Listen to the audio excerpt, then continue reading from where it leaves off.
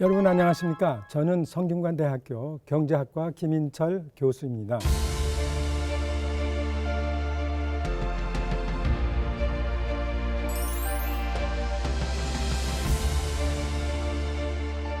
저는 오늘 여러분께 시카고 학파의 경제 사상과 그리고 한국의 경제 위기 탈출에 관해서 말씀드리고자 합니다. 먼저 시카고 대학에 관하여 잠깐 말씀드리겠습니다. 시카고 대학교는 명문 사립대학입니다. 미국 일리노이주 시카고 남쪽에 있는데요. 연구 중심 대학으로는 세계 최고 대학의 하나로 손꼽히고 있습니다. 오래전부터 물리학, 화학, 의학, 경제학 분야에 이르기까지 노벨 수상자를 많이 배출한 대학이지요. 노벨 경제학 교수를 배출한 대학으로는 시카고 대학이 세계 최고입니다.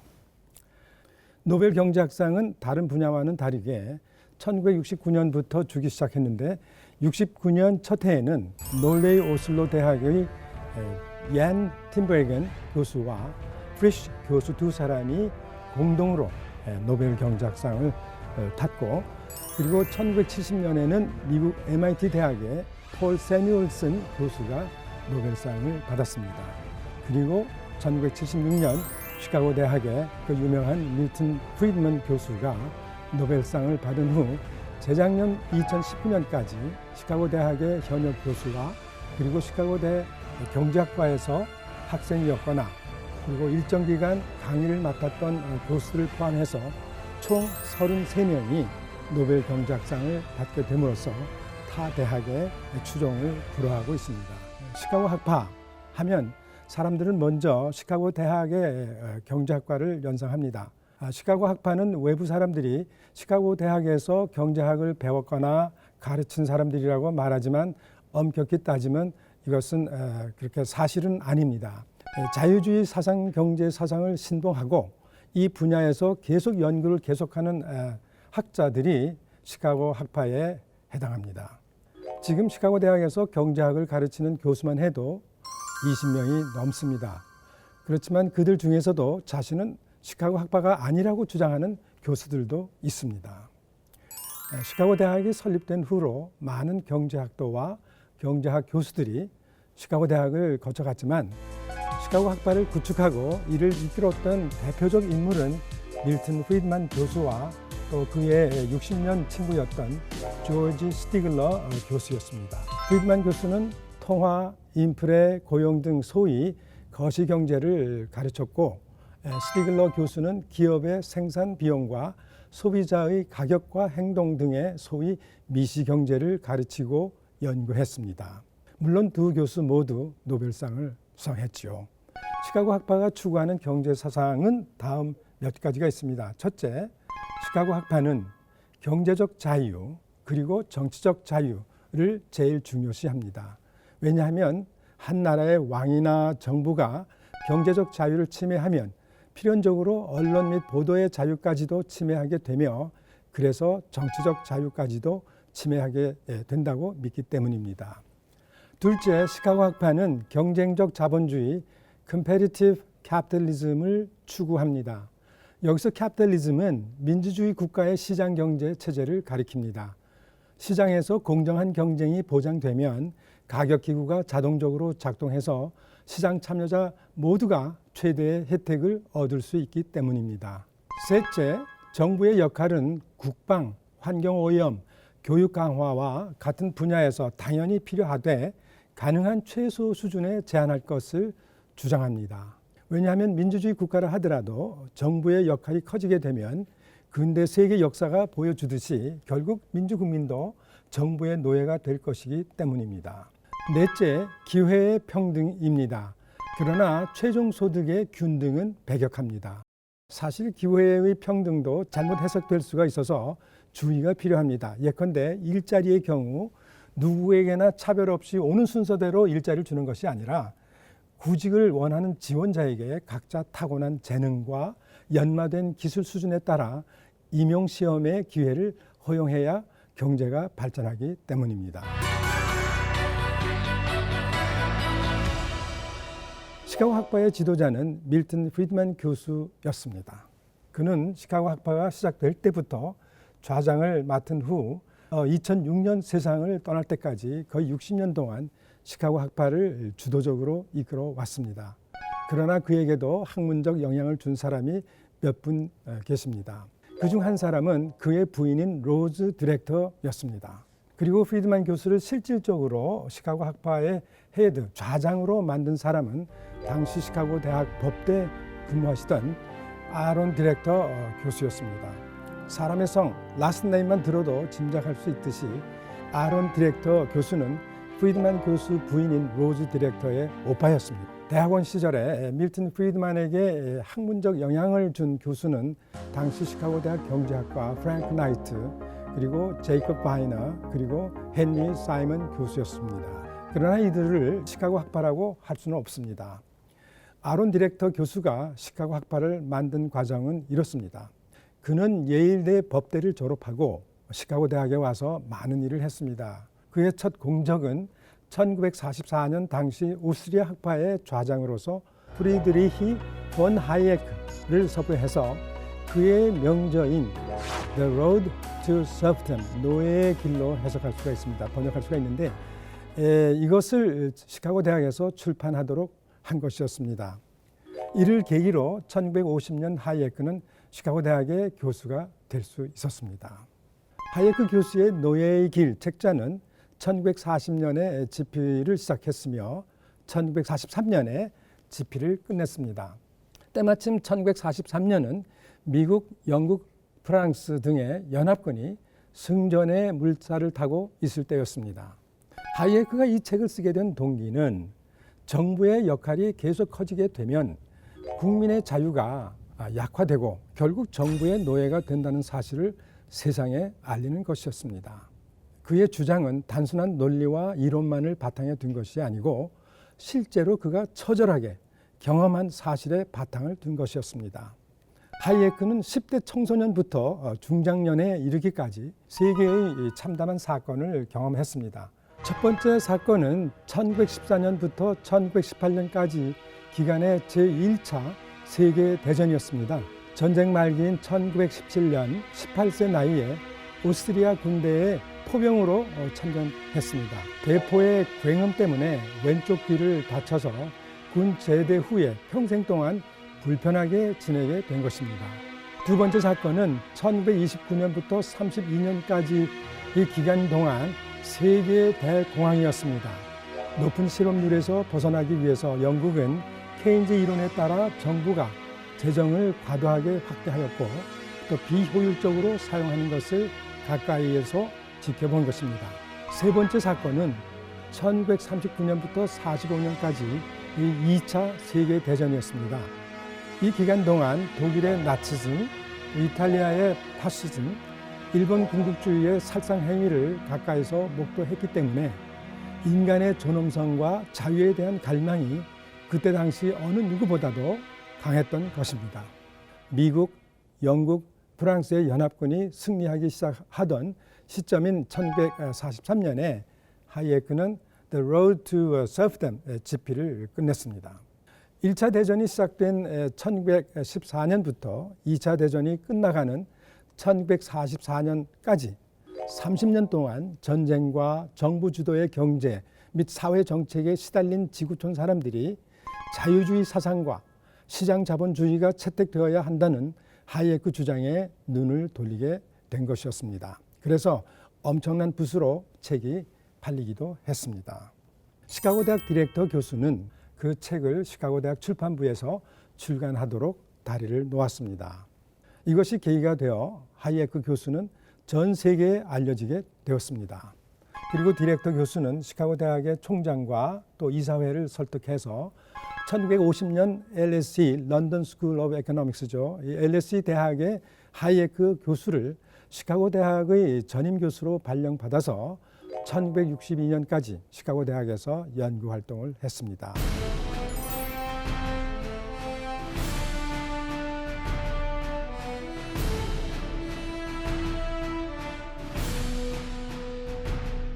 한편 프리드만은 콜롬비아 대학에서 박사과정을 끝내고 2차 대전 기간 중 미국 재무성의 조세정책 자문관으로 일을 했고요. 46년에는 시카고 대학의 교수가 되었습니다. 하이에크 교수는 정치적 자유와 시장 자본주의의 중요성을 강력하게 주장했고요.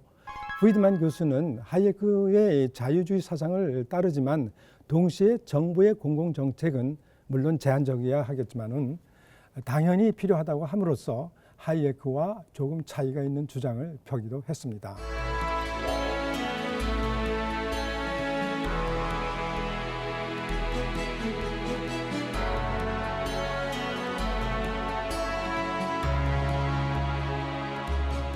시카고 학파가 국제적 명성을 얻게 된 것을 설명하려면 1947년 4월에 결성된 몬트 펠러린 소사이어티를 빼놓을 수가 없습니다. 하이에크 교수는 자신의 오랜 선배인 오스트리아 학파의 루드비히 폰 미제스 교수를 포함해서 유럽 학자들을 초빙을 했고요. 그다음에 시카고 대학의 디렉터 교수는 주로 시카고대 교수들을 포함시켰습니다. 그래서 총 39명의 MPS 몬 펠러린 소사이어티의 창립 멤버가 결정이 되었습니다. MPS의 창립을 기념하는 첫 모임은 스위스의 휴양지인 몬 펠러린 지역의 호텔에서 가졌는데 그 이름을 따서 이 단체 이름을 몬 펠러린 회라고 몬 펠러린 소사이어티 MPS 줄여서라고 결정지었고 1947년 창립된 이후로 지금까지 활발하게 활동해 왔고요. MPS 연차 총회는 세계 여러 나라에서 개최되어 왔습니다. 지난 2017년 5월 10일에는 본인이 4년 동안 한국경제청과 협력하고 준비함으로써 MPS 특별총회가 서울에서 개최되기도 했습니다. We are proudly hosting the first Mon Pelerin Society meeting in Seoul. Among the speakers, you will find 2 Nobel Prize winners in economics, Professor Vernon Smith and Professor Lars Peter Hans. And Dr. Václav Klaus, the former president of the Czech Republic, will give his keynote speech. Also, many Korean leaders will participate as invited speakers or guests.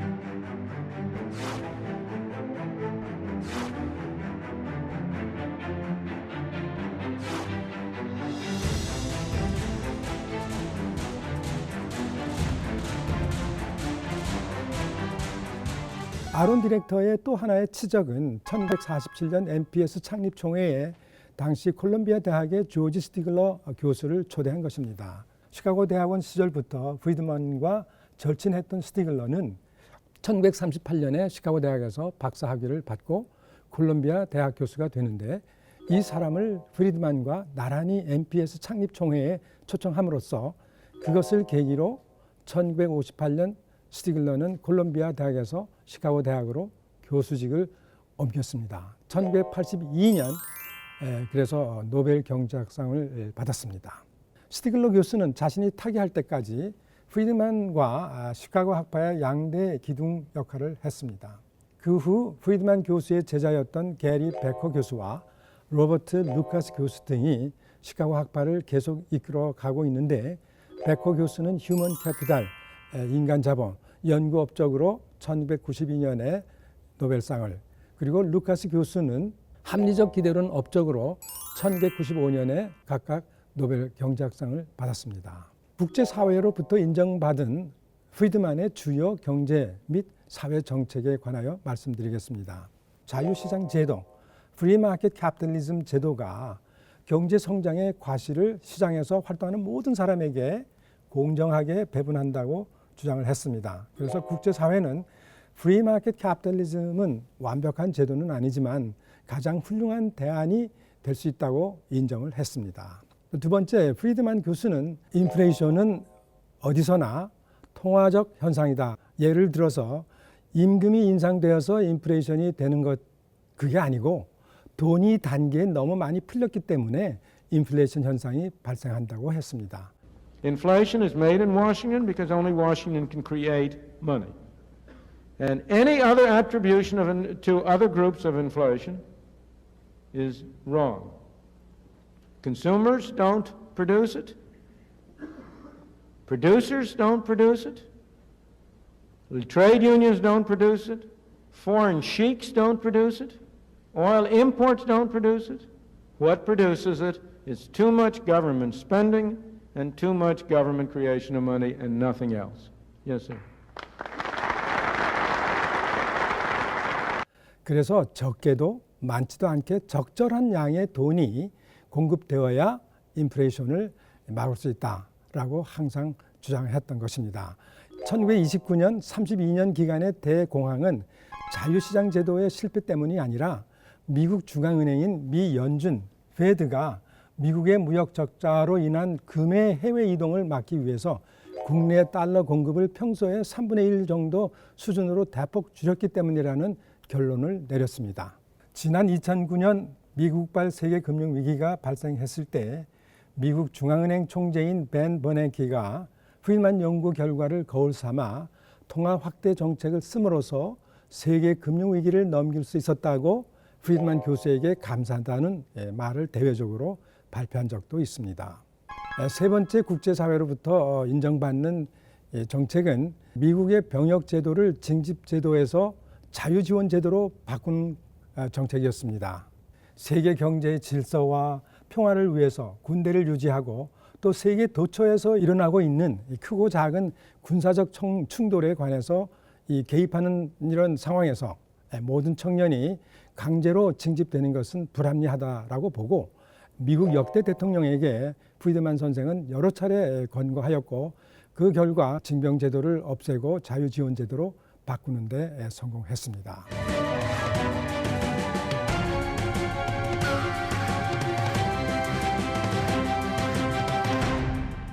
한국 경제는 지금 풍전등화의 위기에 놓여 있다고 많은 사람들이 판단하고 있습니다. 몇 가지 잘못된 정책 때문이죠. 첫 번째 요인은 부동산 정책이 치명적으로 실패했기 때문입니다. 중산층과 저소득층을 위한 주택 정책을 써왔으나 오히려 이들을 더 곤경에 빠뜨리는 결과를 초래했습니다. 두 번째 요인은 전 세계를 강타한 코로나 바이러스의 전 세계적 전염 때문입니다. 2020년 1월 코로나19 바이러스가 세계와 대한민국을 강타하자 대기업이든 중소기업이든 모든 기업이 치명적인 피해를 입었습니다. 많은 사람들이 직장을 잃었고요. 젊은 청년들은 새 직장을 얻을 수가 없게 되었습니다. 코로나 팬데믹은 자연적으로 발생한 재앙으로 전 세계가 피해를 받고 있는 상황에서 우리만의 별다른 대책이 없다는 것에 참 가슴이 아픕니다. 세 번째 요인은 급증하는 정부의 재정 지출입니다. 당장 국내 생산 GDP의 2.7배에 달하는 5천조 원이 넘는 빚 문제가 우려되는 것입니다. 국가 채무 965조 원, 그리고 가계부채 2,045조 원, 또 기업부채 2,181조 원. 이 중 국가 채무와 가계부채의 증가 속도가 너무 빠르다는 것입니다. 한번 통제력을 잃게 되면 우리 경제를 벼랑 끝으로 내몰기 때문에 IMF 국제통화기금도 한국의 국제 채무와 가계 부채가 폭발하지 않도록 관리해야 한다고 계속 경고하고 있습니다. 네 번째 요인은 미국과 중국 간의 패권 전쟁입니다. 중국과 미국 간의 서로 사이가 좋았을 때는 우리 경제는 잘 나갔습니다. 그러나 트럼프 행정부가 들어선 후에 여러 가지 이유 때문에 양국 간 사이가 갈라지고 거의 적대 관계에 있게 되자 한국 경제는 급속도로 냉각되기 시작했습니다. 미중 패권 전쟁이 가시화되고 또 한국은 미국과 중국의 사이에서 어려운 선택을 해야 하는 상황에 놓이게 되었습니다. 경제를 위해서는 중국, 안보를 위해서는 미국 하며 경중안미가 우리의 외교 안보 정책이라고 대외적으로 발표를 해도 미국과 중국은 이것을 인정하지 않고 있습니다. 미중 패권 전쟁에서 우리 대한민국은 누구의 편에 서야 할지 정말 정부는 난감한 상황에 있습니다.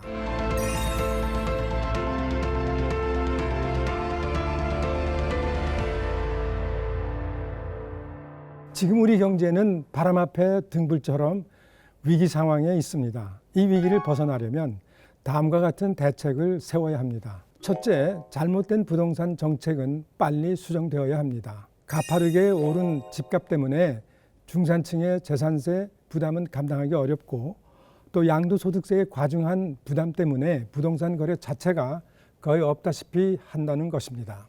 주택 공급을 확대하려고 아무 데나 집을 지어서는 주택 정책이 성공할 수 없습니다. 대체로 서울과 수도권의 주택 시장은 초과 수요이고 지방에는 초과 공급입니다. 이런 한국의 주택 시장 미스매치 불균형 문제를 정부가 빨리 해결해야 합니다. 둘째, 주택 공급을 위한 정부의 토지 수용 방법도 수정되어야 합니다.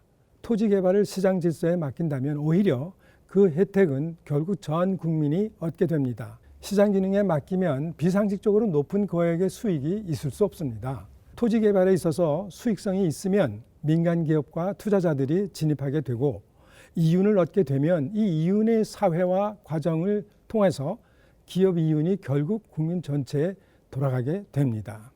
셋째, 2021년 1월부터 코로나19 바이러스 전염병 이 세계 전체에 퍼지고 있습니다.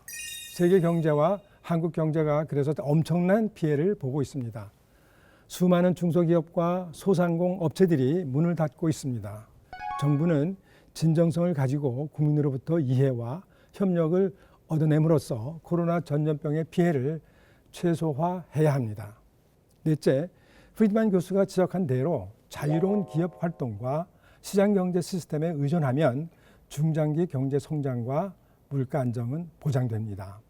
결론적으로 정부의 무모한 정책보다 공정한 경쟁이 지배하는 시장 기능에 맡기면 우리 경제는 완벽하지는 않겠지만 현재의 위기에서 너끈히 탈출할 수 있을 것입니다.